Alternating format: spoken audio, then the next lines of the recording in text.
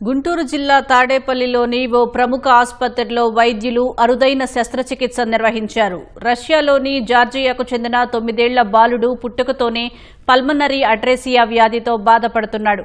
ప్రపంచవ్యాప్తంగా వివిధ ఆసుపత్రుల్లో 8 సార్లు శస్త్రచికిత్స చేసినా ప్రయోజనం లేకపోవడంతో తాడేపల్లిలోని ఆసుపత్రిని సంప్రదించారు. వైద్యులు బాలుడి గుండె నుంచి ఊపిరితిత్తులకు రక్తం సరఫరా చేసే కృత్రిమ కవాటాన్ని అమర్చినట్లు వైద్యులు తెలిపారు. 9 ఏళ్ల బాలుడికి ప్రపంచంలోనే అరుదైన వైద్యం చేశామని, బాలుడు వేగంగా కోలుకున్నాడని వెల్లడించారు.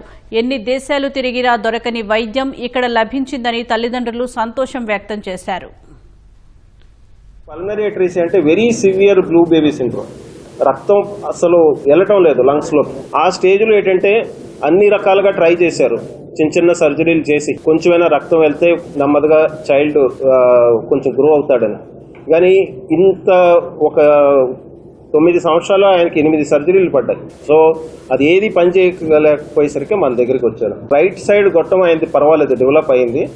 లెఫ్ట్ సైడ్ దానికి డెవలప్ చేయడానికి మనం ప్యాచ్ అది వేసి దాన్ని డెవలప్ చేయడానికి పెట్టామన్నమాట. సో ఇప్పుడు ఏంటంటే ఇంతకుముందు ఒక చుక్క కూడా బ్లడ్ వెళ్ళేది కాదు లెఫ్ట్ సైడ్కి, అందుకే ఆయన సాచురేషన్ తక్కువ ఉండేది. ఇప్పుడు మనం సిటీ స్కాన్ చేసాం. సిటీ స్కాన్ చేసిన తర్వాత చూసాం ఆ ఏరియాకి బ్లడ్ వెళ్తుంది. సో ఇప్పుడు ఇమీడియట్గా మనకి డెవలప్ అవుతుంది. ఇంకొక 9 నెలలైనా 1 సంవత్సరం పడుతుంది నెమ్మదిగా అది గ్రో అవ్వడానికి.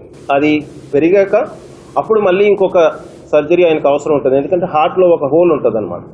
ఆ హోల్ కూడా ఉంది దీనికి. ఆ హోల్ అప్పుడు క్లోజ్ చేయగలం ఎప్పుడైతే మనం లంగ్స్ డెవలప్ అయిన తర్వాతే క్లోజ్ చేయగలం.